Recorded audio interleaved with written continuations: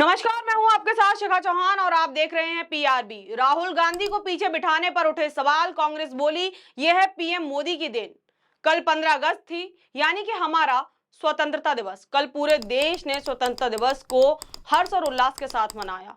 वहीं देश के 78वें इंडिपेंडेंस डे के प्रोग्राम के दौरान लाल किले पर लोकसभा में नेता प्रतिपक्ष कांग्रेस सांसद राहुल गांधी को पांचवी पंक्ति में बैठा हुआ देखा गया। राहुल गांधी को लास्ट सीट दी गई। अब इस बात पर भी बवाल उठ खड़ा हो गया है।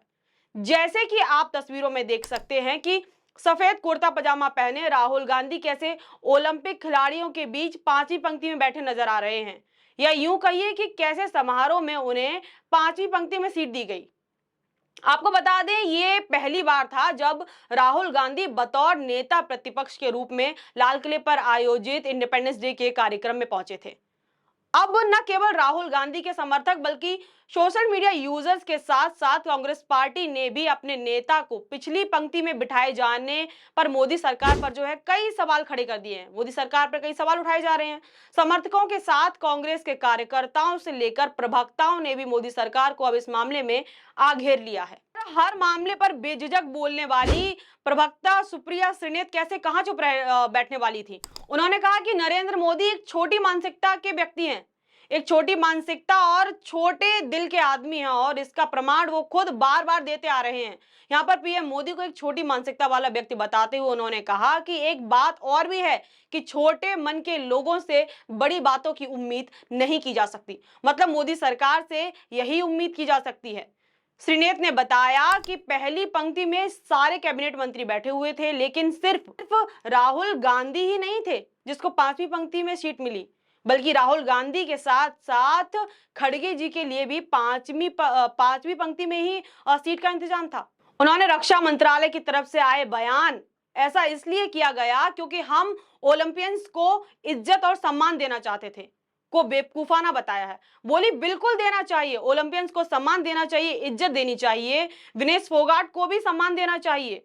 लेकिन क्या ये सम्मान गृह मंत्री अमित शाह, निर्मला सीतारमण, जयशंकर और जेपी नड्डा जी नहीं देना चाहते? क्या बीजेपी के कोई बड़े दिग्गज नेता ये सम्मान नहीं देना चाहते खिलाड़ियों को? आपके बयान आपकी कलाई खोल रहे हैं। यहाँ पर ये बड़ा तंज श्रीनेत ने बीजेपी पर कसा। वहीं अब आपको बता दें कि ये जो मुद्दा है बेहद बड़े पैमाने पर ये मुद्दा जो है, इसमें बहस शुरू हो गई है, बहस छिड़ गई है इस मुद्दे को लेकर। टीवी चैनल्स पर ये मुद्दा डिबेट का मुद्दा बन चुका है। अब इसी की जवाबी कार्रवाई में एक टीवी शो डिबेट में के दौरान बीजेपी की तरफ से शहजाद पूनेवाला ने कहा कि कांग्रेस को इस बात की तो बड़ी चिंता है कि राहुल गांधी को कहां बिठाला गया, राहुल गांधी कहां बैठे हैं, लेकिन जो पश्चिम बंगाल में हो रहा है उस पर एक शब्द नहीं बोलेगी कांग्रेस। इसी के साथ उन्होंने गिनवाया और बताया कि कैसे 2019 से भी पहले जब राहुल गांधी नेता प्रतिपक्ष नहीं हुआ करते थे, तब वो नितिन गडकरी के साथ पहली पंक्ति में बैठे हैं। राहुल गांधी को हमेशा इज्जत और सम्मान दिया गया है। पिछले बार खड़गे जी के साथ पहली पंक्ति में बैठे थे राहुल गांधी। ये जो है उन्होंने गिनती करवाई है कि राहुल गांधी कितनी बार पहली पंक्ति में बैठे थे, कितनी बार दूसरी पंक्ति में बैठे थे, कितनी बार किन किन हस्तियों के साथ बैठे थे। पूनेवाला ने श्रीनेत से पूछा कि क्या डिफेंस मंत्रालय ने राहुल गांधी को अगली पंक्ति में सीट ऑफर नहीं की थी। इसके जवाब में उन्होंने कहा कि यह सरासर झूठ है। सबकी सीट नामांकित होती है और राहुल गांधी की सीट पांचवी पंक्ति में ही थी। जब वो अपनी सीट पर बैठ चुके थे तब शायद आधे या पौने घंटे बाद कोई आता है और उनसे कहता है कि आप आगे आ जाइए। किसी ने कहा कि आप आगे आ जाइए। देखिए, यहां पर भी शायद जो है शायद शब्द का प्रयोग हुआ है। यहां पर श्रीनेत कह रही है शायद कोई आता है जिसने राहुल गांधी से कहा कि आप आगे आ जाइए। कंफर्मेशन यहां भी नहीं है, कंफर्मेशन बिल्कुल नहीं है कि किसी ने राहुल गांधी से पूछा या नहीं पूछा।